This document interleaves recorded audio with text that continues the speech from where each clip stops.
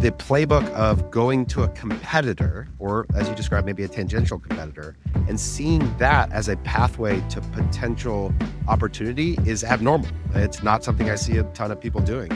So where did this inspiration come from? How did this idea get put in play? Because even when I posted this on Twitter, the immediate reaction was, why would they both do this? How does this happen? Like, how does that come to life for you guys? This episode of the E-commerce Playbook podcast is brought to you by Aaliyah, the best pop-up tool in D2C. At Aaliyah, all they do is pop-ups. It's all they care about. It's what they live and breathe. Nike Strength, Plunge, Create Gummies, Patrick Ta, Brez, and Hostage Tape are some of the 900 plus brands using Aaliyah. They focus on robust analytics, real A/B testing that delivers meaningful insights, lightning fast load times, and an impressive range of customization options. What truly sets Aaliyah apart, though, is the support team. They're incredibly responsive, genuinely helpful, and will build your pop-ups for you. If you book a demo with them and mention our podcast on the demo, they'll do 30 days free and 20% off. Find them at AaliyahLearn.com. That's ALIA Learn.com. Welcome to another episode, E-commerce Playbook podcast. We've got a regular guest here. This man is officially a regular. It's usually a biannual appearance when he's doing something cool and awesome. I'm joined today by Brian Garofalow, the CEO of Skullcandy. EG, what's up, man? How's it going? Do we get a regular appearance club billing or something? Yeah, like the 5 timers jacket for SNL or something. Should I get you another green sweater? You just wouldn't wear it. You only wear one thing, so I wouldn't buy you clothes. Maybe I would be wearing the new one. You couldn't tell. Well, something you are wearing is what we are here to talk about. How's that for a transition? Like we scripted it. Yeah, exactly. We both got them rocking. The new Method ANC 360 from Skullcandy. That's what we're here to chat about today. This has been a long time coming. I get the benefit of being in the office with you here, and I had gotten a little teaser of this many moons ago. I know you have been working really hard on bringing this partnership to life, but tell us a little bit about this product, what makes it so special, and then we're going to talk about sort of the business strategy and thought work that went into this launch for you guys. Well, first off, I got to say, you sound great. Well, it's funny because the internet is actually in an uproar against my audio because I move. Normally I talk like this on the podcast, and so the audio gets bad. So I have my gaming headset here, but I broke it. And so now I'm going to try and stay real close to the mic. There we go. Well, I really meant just because the sound quality of these headphones is so fantastic. I see what you're saying. The transition didn't work so hot there. All right, well, let's talk about it. This is the Skullcandy Method 360 ANC with Sound by Bose. So an interesting partnership that we have with a brand that most people would consider a competitor. We consider them to be a tangential competitor, but when we think about distribution channels and when we think about price points and especially consumers, not a ton of overlap. And we both entered into a conversation and felt that we could very much mutually benefit from a partnership with each other, introduction to new audiences, providing our strengths to each other. The Skullcandy brand was our audience, which tends to be a little younger, a little more active. And you can't deny the quality of the audio and acoustic engineering that Bose brings to the table that, quite frankly, Skullcandy's had a bit of a perception issue with over say the past 5 to 7 years. And by putting this stamp or that brand just on our packaging, it gets people to turn their heads and say, ooh, there must be something good inside there. And there definitely is, because our product teams work together for a long, long time, making sure this is tuned to meet the expectations of what was provided to us. So that's where we are today. In market for 2 weeks now. Yeah, super cool. So there's a lot to unpack here. One of the things I try and highlight on this show is the unique approaches that our consumer partners are taking to driving growth for their business. And the playbook of going to a competitor, or as you described, maybe a tangential competitor, and seeing that as a pathway to potential opportunity is abnormal. It's not something I see a ton of people doing. So where did this inspiration come from? How did this idea get put in play? Because even when I posted this on Twitter, the immediate reaction was, why would they both do this? How does this happen? Like, how does that come to life for you guys?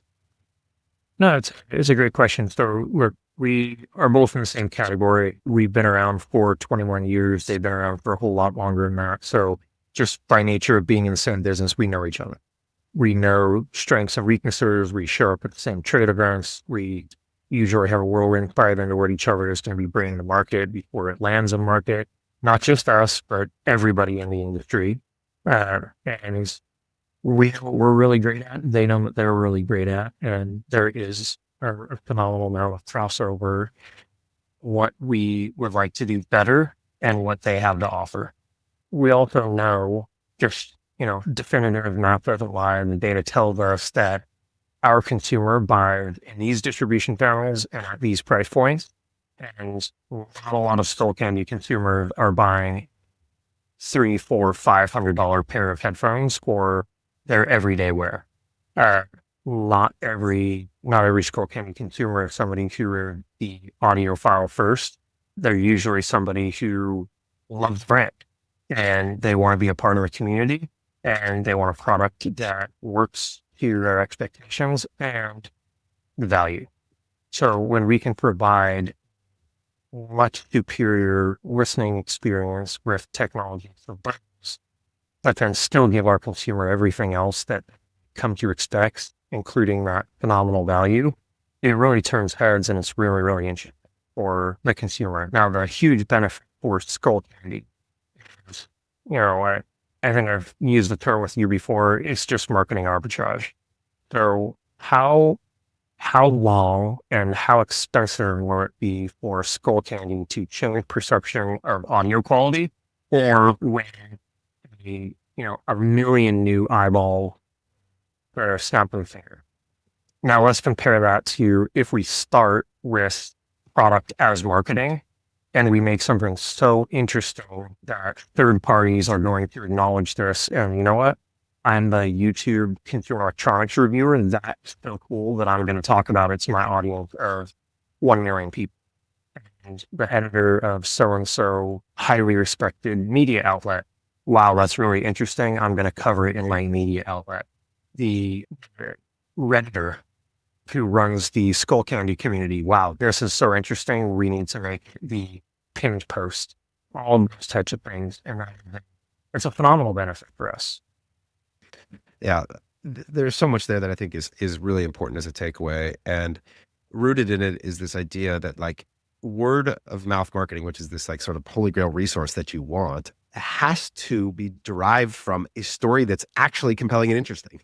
Like you can't manufacture that in a fake way, and so there is something here that just the like brain sort of boggling of why, what are they doing? Like it creates intrigue, it creates wondering. How much? 100%. I mean, sorry to interrupt, but I always got to hammer home like there's just one of those sort of things I like to say are immutable laws of marketing. In my mind, if you can make the product the marketing, then you're going to win. And the job becomes 1,000 times easier. Right. Yeah. Exactly. Yeah. We just have to do something interesting enough to get everybody to turn their head just a little bit. That's right. If you are down to the point of like the ad creative being responsible for generating interest, you're in trouble. Like you are now in a place where you're asking to derive interest out of something that is by definition not interesting. And that is a much harder place to be than just sort of saying like, look at this and that being sufficient for intrigue. The interesting thing is that there actually is a comp in your specific industry of a similar collaboration between Apple and Beats that like was obviously pretty successful for both parties in a way. Like how much did that play into your thinking about the space, if at all? Has that been contributing to this thought process at all? It hasn't. It hasn't. So I think it's very common knowledge in the consumer's mind that Apple owns Beats. And that is the reason why when you put on a pair of Beats headphones for the first time, you have that beautiful, seamless pairing experience to your Apple devices. I think that's just known, and it's table stakes. I think there's also a negative connotation to that, to be quite honest, of Beats is a different brand as of recent time than it was when Beats came to be because of Apple's ownership. So, I think like all good brand stewards. We know that. We want all the good parts and none of the bad parts. So did it have anything to do with us building this partnership and this product? No, but I think it gave us some good watchouts. We have the added benefit of the surprise to the industry, right?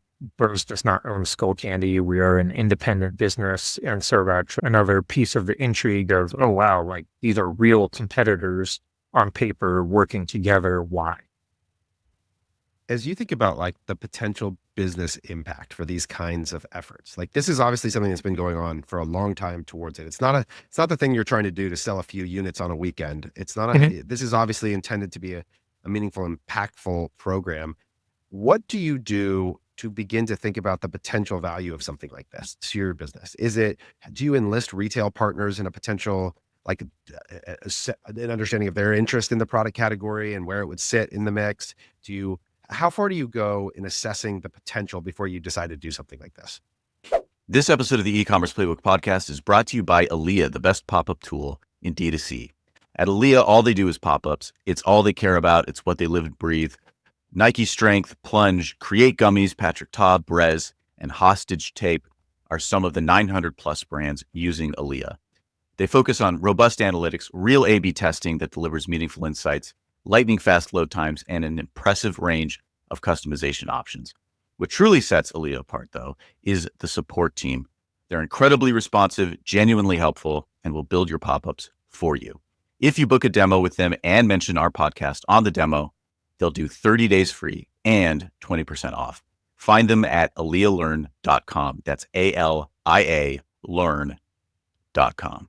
It's a great question. So very early on in our conversation, we dive into analysis of distribution channels and price bands. So we know we want to bring the best of Skullcandy to a product that could potentially have Bose technology in it. And we need it to be first and foremost Skullcandy with a bit of an assist from Bose. So when we do this, okay, what price band are we going to play in? How do we make this interesting for Skullcandy? And to us, that was, we think we can go raise ASPs. Also, understanding the white space. What is our average ASP? What is theirs? And where can we play in the middle? That's not going to get too close to them. Then absolutely, when we go look at distribution, this was early on having conversations with our bigger retail partners. We think there's a phenomenal opportunity here. Do you see it as well? And if we do, can we come to market in a very special way? Because you clearly saw how this came to market. We invested pretty significantly in content creation and the creative media partners, YouTubers, influencers, all those types of people in one room with real attention that we're going to go share our story with audiences. The very next day, when I was flying home from East Coast to West Coast, it's in the airports, and product is on peg with signage in front of stores talking about this product. So people could literally see something happen on social media the night of April 15th, go on and watch a YouTube video and buy the product the very next day with a display in a retail store and obviously on skullcandy.com as well. Yeah, so that connection to distribution obviously gives you sort of a floor opportunity that will sort of, versus if it's e-com specific, it feels like you have more guesswork into the potential value that has to be done. So you guys have those relationships that allow you to connect those dots in a way that's really interesting. Another thing we've talked about, and this is probably more dynamic and it didn't exist in the same way when it started, but like the macro environment around consumer, both on the supply chain side and on the sentiment side, has changed a ton since you probably started with this partnership.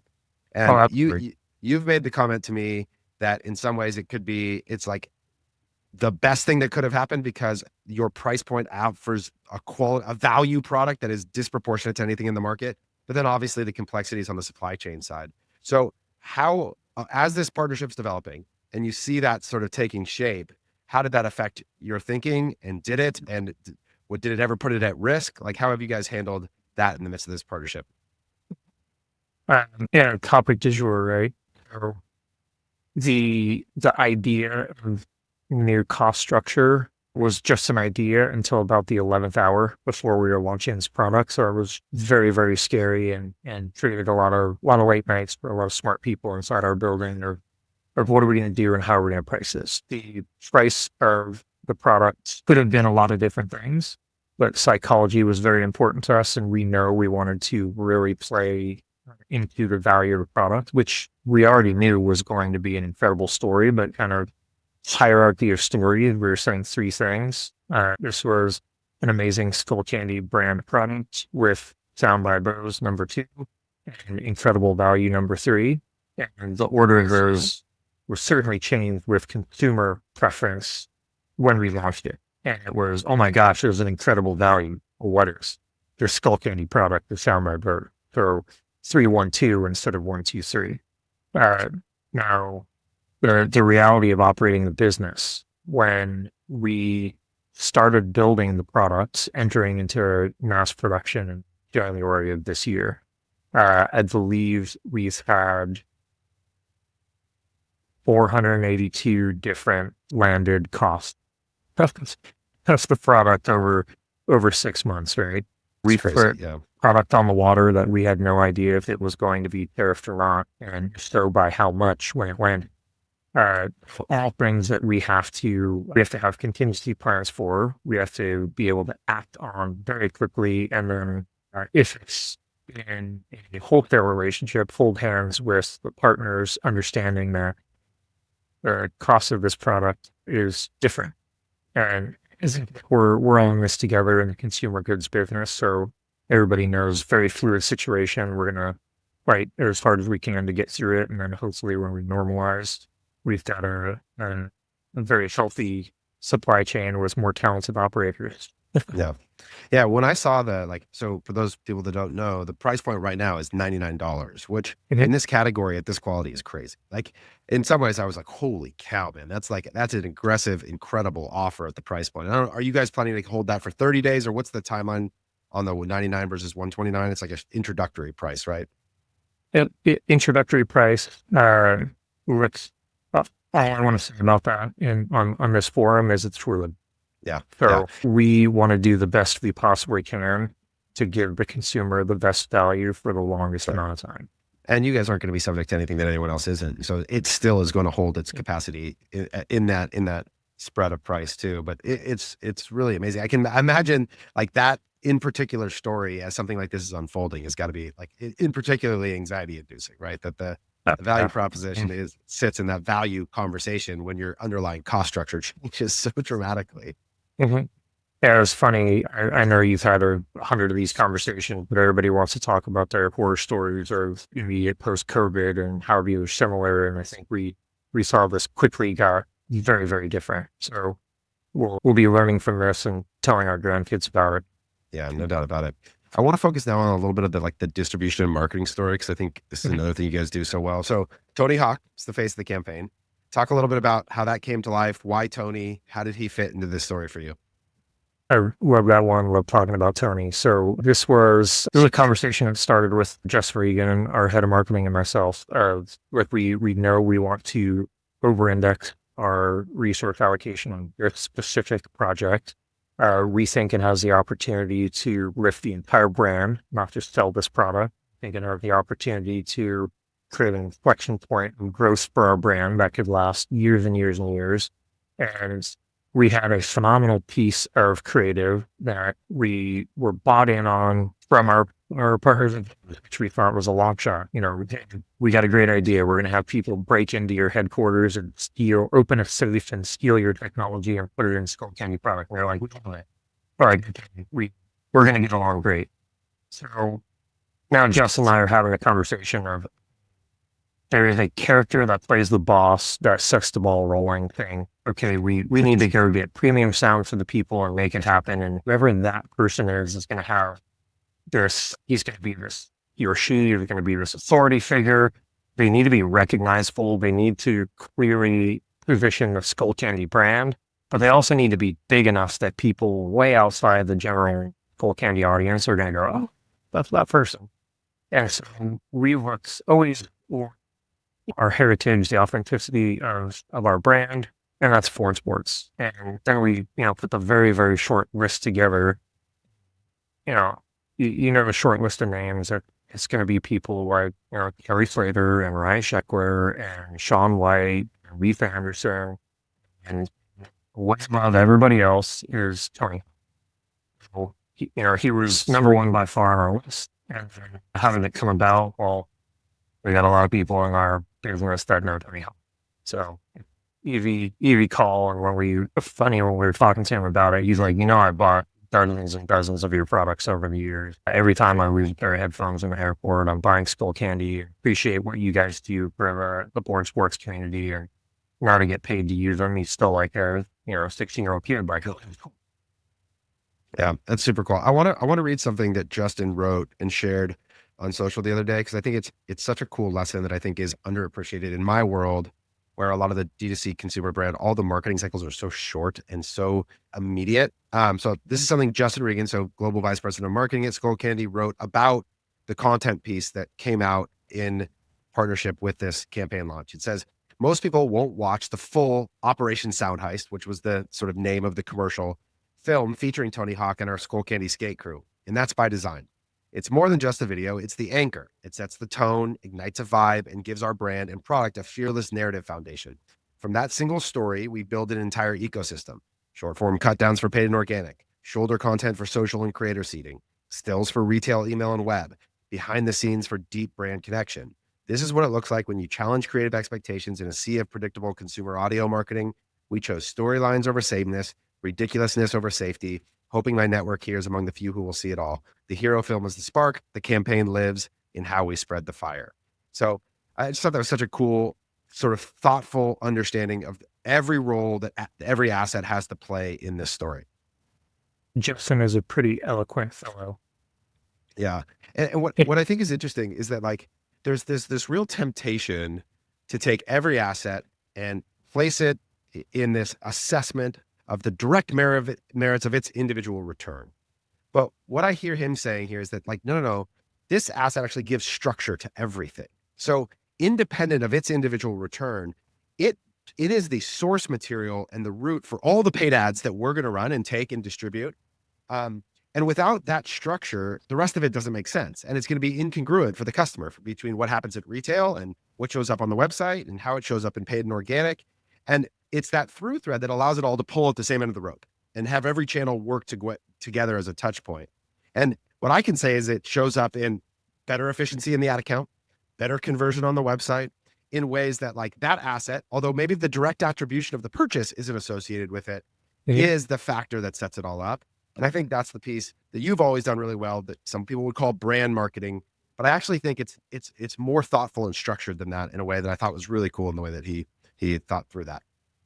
Yeah, loved that Justin shared that in a very eloquent way. Appreciate the compliment, especially coming from you. But with that's one of those things that I've hung my hat on the whole career, is brand marketing, but understanding the idea of holistic marketing operation. Like, how do we take a story and a idea and turn this into money? It's going to take 1,000 things that we have to check every single one of the boxes, and we've got to get most of them right.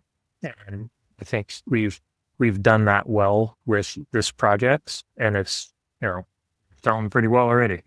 Yeah, exactly. And I think that's how it all manifests. And even little things like the color prints of all four, right? There's this, like, you need your standard core colors. You need black and white, right? Those are going to be your core staples. But then there's the leopard print, right? That gives you a little bit of, and which one sold out first on the website?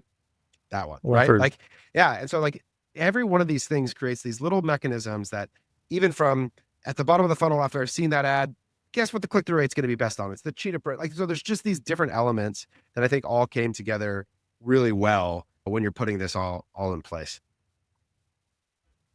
Yeah. Again, thank you. But this was, it's a lot of smart people in the room. There's 100 people that touch this throughout Skullcandy, and every single person has a job, and they know where to be successful with what I'm doing. These are 12 things that I have to do, and we have to get right. I mean, when you saw the briefing book for the content shoot, it's a little bit ridiculous.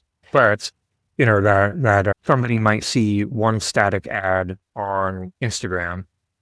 There's there's 3 days of content production with a 30% through making tons and tons of content that all shared the same story, same strategy, running in the same direction.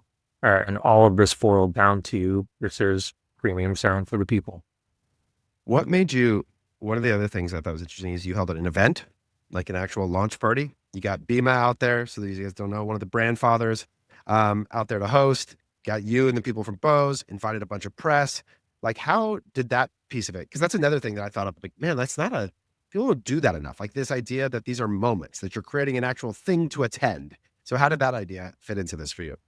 So two big reasons. One, it's pretty quiet out there. This stuff doesn't happen very often anymore. So, there's always opportunity to zig when everybody else is zagging. And it proved to be very successful. Like a whole lot more people than we expected showed up. A whole lot more people, or those people that showed up shared a whole lot more content than we expected to. They talked about the event, not just the product, and how great it was to be at a fun event like that. Wow, this is what happened at the event. Well, all the super cool stuff. So one was just the standout, right? And then number two was, I think this is fairly specific to consumer electronics and the consumer audio industry, is when we're talking about selling product online, there is a very big gate in front of success through affiliate and referral programs and not. So if you are a brand and a product that does really, really great things, enough so that publishers of sites and the creators behind YouTube accounts, etc., if you're doing stuff interesting enough that they are covering you and can fast follow behind, including you in affiliate programs or referring networks, etc., you win traffic. Lots and lots and lots of traffic. Right there, again, there's a big gate in front of those people, but they control a incredible amount of traffic because consumers are just trained when they want a pair of headphones, they're going to the internet and they're searching for my specific use case and a price point, and what's coming up is something that's going to refer you to the place to go buy it, whether it be a brand site or Amazon or Walmart.com or Best Buy, etc.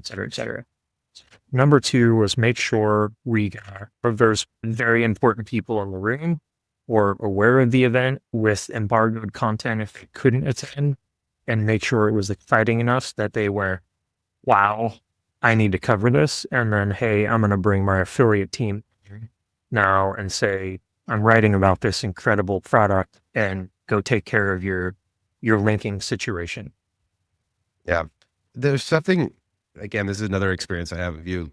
There's something very old school about the way that you can build people's experience of a product that is very human. Like that the idea that the way that they would first hear about it would be in that setting absolutely affects their perception of the thing. And it's just the reality of it. And so I think to put your best foot forward in the best place I think it's an underappreciated mechanism for introducing a product that our space can grab onto and do more of for sure.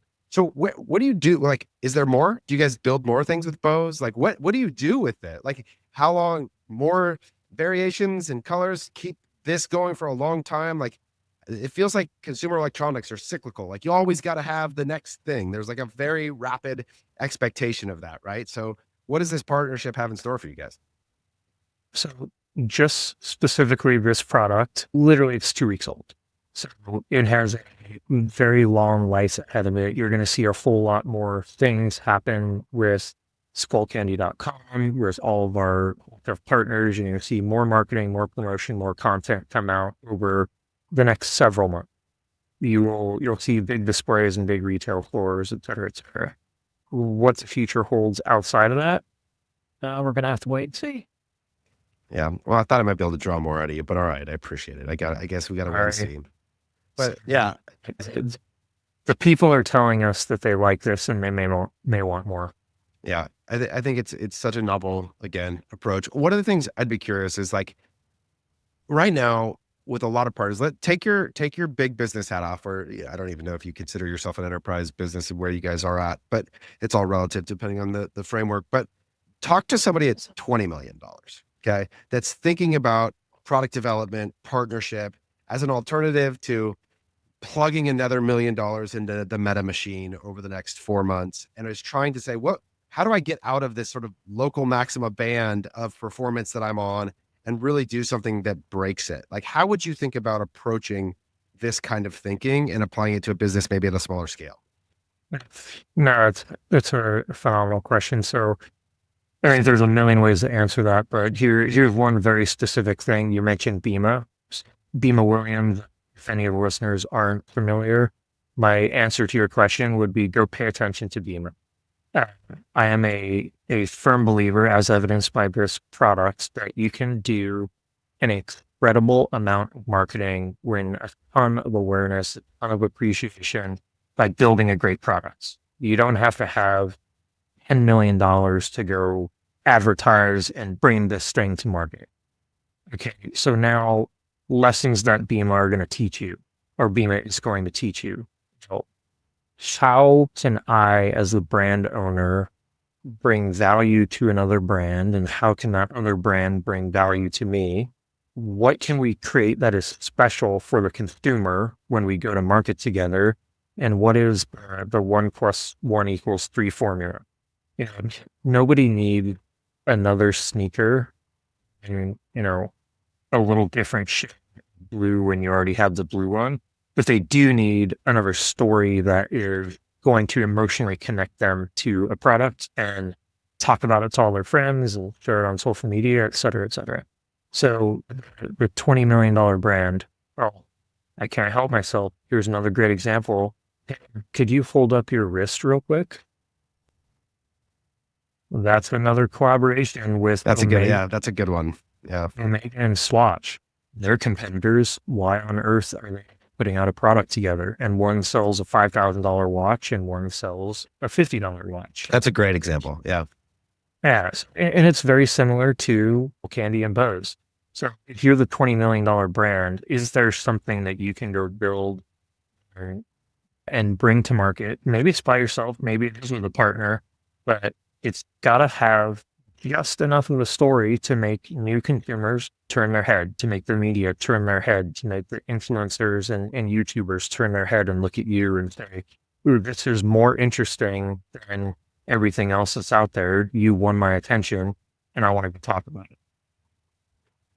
And this is the thing, when I think about brands who are on this hamster wheel of trying to make the next ad that's better than the 10,000 ads they made before it, but the product root underlying ingredients haven't changed, and they're hoping that they unlock some new creative format or a headline or whatever. This is where I would just encourage people to go spend some time in this mental space, whether you get anything out of it or not, and ask this question: how could I make this way more interesting on its own? What would need to be true? So the Omega thing. So what's cool about this? So I got this straight from BG. I steal a lot of my cool things from him. But the Omega Speedmaster was the watch that the astronauts wore on the moon, right? And like you said, it's a very expensive watch, but that right there is as cool of a story as you could ever imagine, right? But it's very expensive. I'm not going to spend $5,000 on a watch. But when they collabed with Swatch, they came up with a version that was way more accessible as a price point. The story remained. They created different versions for every planet. They were limited edition. They were kind of scarce. They only had them in certain places. I think they only sold them in their physical stores. I don't even at first or something. And then they got on eBay and everywhere else, but it became a little bit of a thing. And it would just, Swatch was not on my radar. I was not in the customer pool for Swatch before that. Like I just wasn't. Not because I didn't thought anything negative necessarily, but it just wasn't on my radar at all. But that accessed and broadened the approachable market for them and for Omega too. Like I similarly wasn't buying an Omega because it was the opposite problem. It was too expensive. But all of a sudden now both brands have me. And that I think that's a really cool illustration. 100%. So here's one thing I want to add to that is oftentimes in this case, people are going to think like they do with Bose and our product, what does Omega get out of that watch? There are a ton of consumers that are going to be a little bit younger and a little more fashion conscious that are purchasing Swatch and they don't know who Omega is. And Omega may be a little bit of, a brand for an older consumer that's having trouble winning new consumers.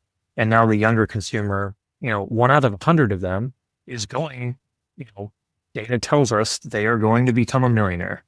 And they're going to want a really nice watch. And by the time they get into that, that consumer set, do they want a Rolex? Well, maybe they want an Omega now because it made them feel a certain way when they were 25. That's right. You met me before, right? Like in a way that made me feel a connection and be a part of it before. Absolutely. There's something, and that kind of horizon thinking too. There's something about the brands that have been around for a long period of time that affords them the kind of thought process that would be about those kinds of effects that is just really hard to get to mentally when you're so worried about next month's revenue, and there's something about finding that mental space to get to thinking about broader impact that actually does also tend to elevate present perception amongst your existing customer base too, like in a way that will have the immediacy effect as well. Yeah. I have to share this because this is something that it's a quote I heard in the last 5 years and it's totally stuck with me. But even if you are a $20 million brand manager and you're thinking about immediacy of sales tomorrow and, customer acquisition, on and on and on, brand marketing is putting you in the headspace of, I am here to plant the seed that will turn into a tree, that will provide shade that I will never get to enjoy, but somebody else will. And if I want my brand to be that tree, I've got to work on that now for 20, 30, 50 years from now. Yep. There you go. Do things that take root. Get stories that spread. You could stick with the seed metaphor, whether it's the sneezers metaphor.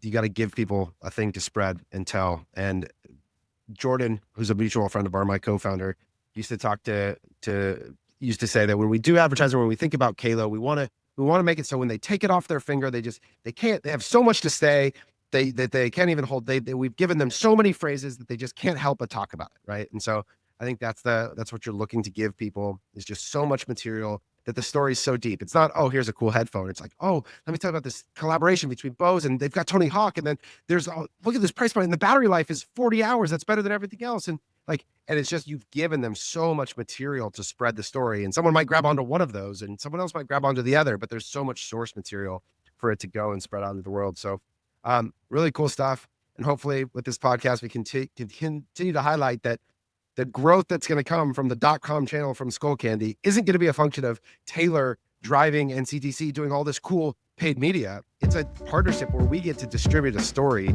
that really matters in a way that's disciplined and effective, but the source material comes out of brands doing awesome, incredible stuff. So always an inspiration, sir. Thank you again for killing it, and appreciate it. You're the fertilizer for our tree. There you go. I'll take that one. Corey Snippet, we're out.